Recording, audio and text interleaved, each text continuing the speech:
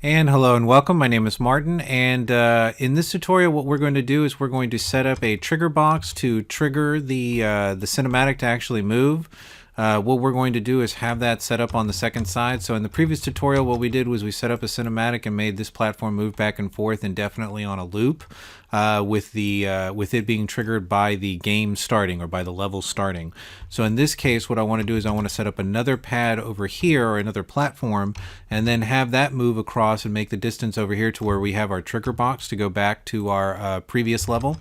The only thing I want to do is I want to set it up to where you have to shoot a target over here on this side to make the platform move, right?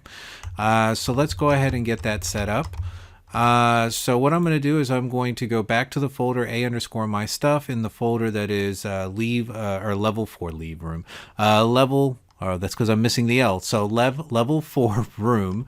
And what we're going to do is we're actually going to create another one of these platforms. We need to just make a secondary copy of it. So we're going to right click on this. We're going to say duplicate.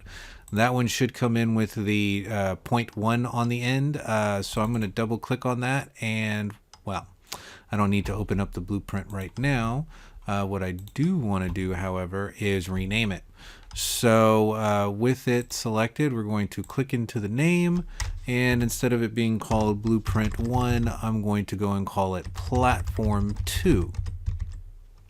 Okay, so now that we have the second platform, we have it named correctly. What I can do now is I should be able to just grab that and put it out on the floor. What I want to do is make sure that it just hasn't renamed the one that we already have.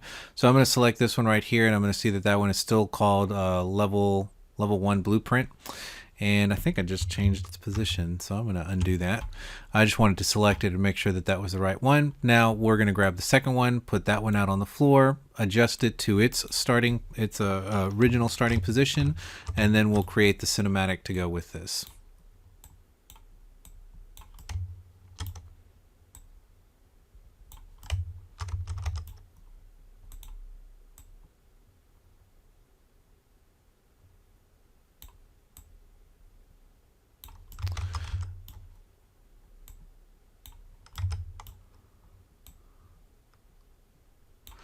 Okay, more or less that's where we want it to start. So our character will jump on this thing, it will take them across, they will get here. This one will not have moved yet, and they will have to shoot across the room at a target that will be over here on this side. So now that we have that there, the next thing that we'll obviously need to do is create another trigger box, and that trigger box we're going to put next to this one. This one is the one that's taking us out of the level, but this one right here will be the one that will have to react to us shooting it. So we're going to grab trigger box. I'm going to place another one out on the floor. We'll make it big enough so that it's actually something to shoot at.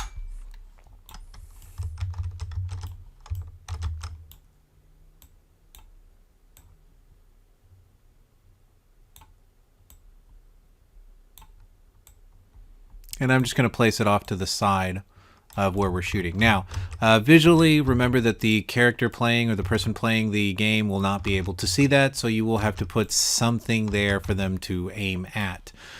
So what I'm going to do is I'm just going to use our trusty plane and rotate that 90 degrees, and we'll pull this guy out a little bit, and we'll make it a little bit bigger so it's we'll fill in the area of the target that we're trying to shoot.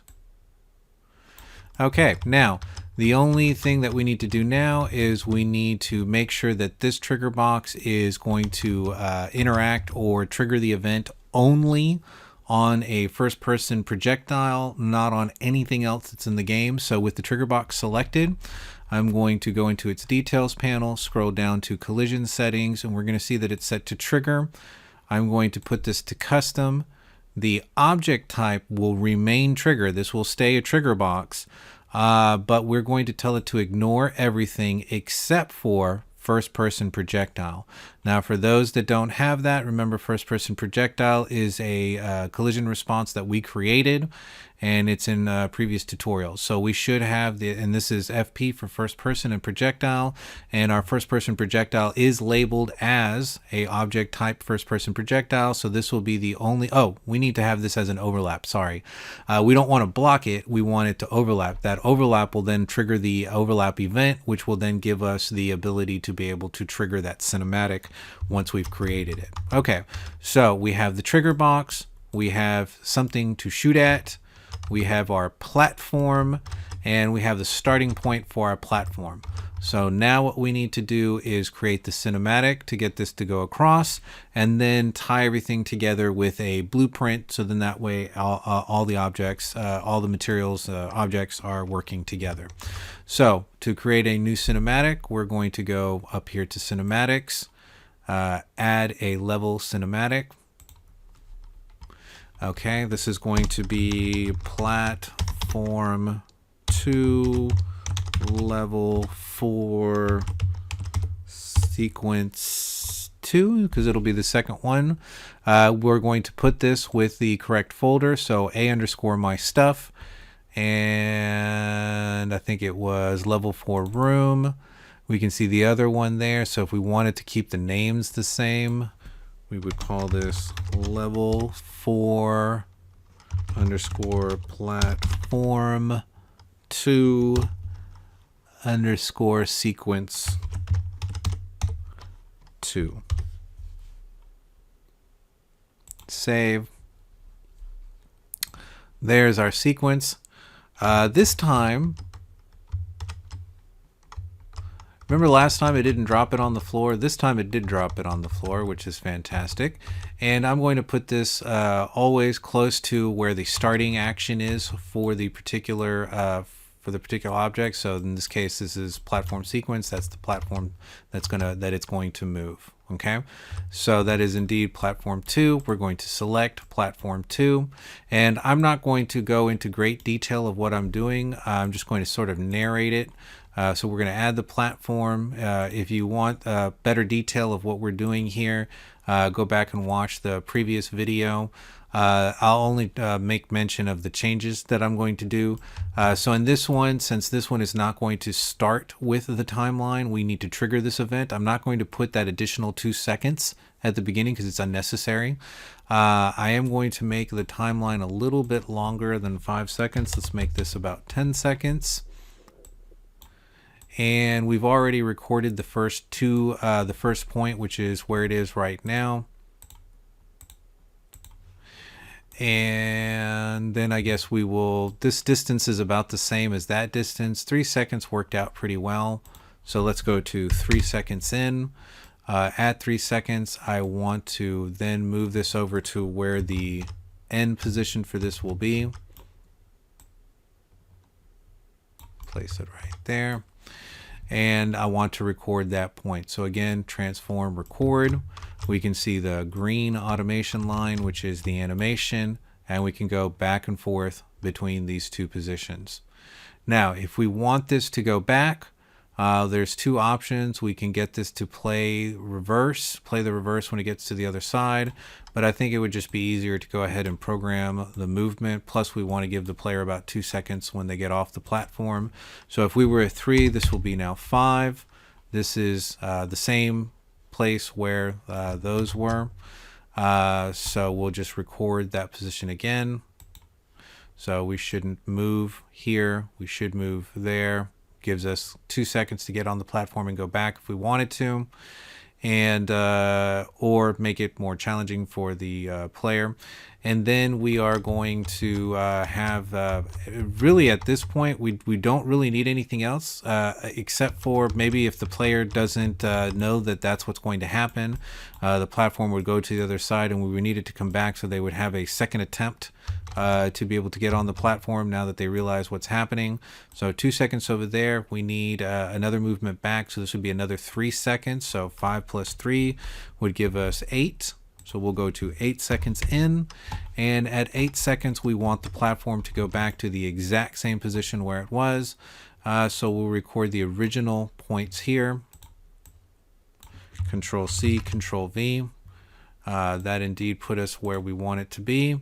And the only thing that I want to double check is to make sure that these points are on the left-hand side of my endpoint, that my endpoint doesn't end up over here or they will never get back, right? So we always want that to the right of where we're working. Okay, and we're not giving it any additional time. So if we want to check the animation, platforms there, 3 seconds across, 2 seconds there, 3 seconds back, and then it would repeat the cycle again. But in this case, we're not going to set up a loop. So we are done with the cinematic and the movement. We can go ahead and hit close. And right now what we need to do is we need to trigger this event. So unlike what we did with the last cinematic, where we said when we selected the little clapboard, we're going to go into the details panel and go back up to the top, and we're going to see playback. Autoplay, no, because we want to trigger this off of the event. Loop, no, because we want, otherwise we would only have to hit this thing once and this thing would keep going back and forth. So if we miss it, we need to be able to get it back. Play rate, 1 is probably okay. The 3 seconds across was fine. Offset, no, because we want it to go straight off of when we hit it. And the only thing we might want to do with this is pause at end. So then that way, now I don't believe it's going to do anything because it's going to go back to its original starting position. So because of that, we really don't need that option turned on, but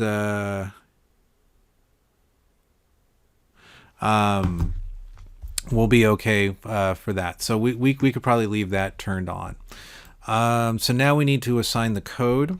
The code that we're going to do is going to be with the cinematic and with this trigger box. So the first thing I'm going to do is I'm going to select the trigger box. I'm going to go to blueprints, open level blueprint. And this level blueprint should only have the trigger box to get back to the other level. So we're going to right click in the blueprint. Remember that you have to have content sensitive turned on, add collision, begin overlap. And since we have the trigger box selected, we might as well right click and go ahead and create a reference to it because we'll be using this later. So that was a right click, content sensitive is turned on, create reference to trigger box. So now we have that trigger box as a reference. From there, the next thing that we'll need to do is select the cinematic. So we're going to go back over to the cinematic that is associated with this platform, select it, go back into the level print, the blueprint, open level blueprint, and here we will right click and we need to create a reference to this. Okay, so now we have everything that we need in the level and in the blueprint to go ahead and get this to start. So what we need to do is when we overlap the box, this box will then create an event which will play the cinematic. So we are going to click off of here and we're going to type in SEN, so sin, like you're typing in cinematic, and then the word play. Now, the reason we're doing this is because we need very specifically the play underneath. There's like literally 1,000 plays for all sorts of different things. So this is going to be the correct one to be able to play a cinematic like the way that we have created.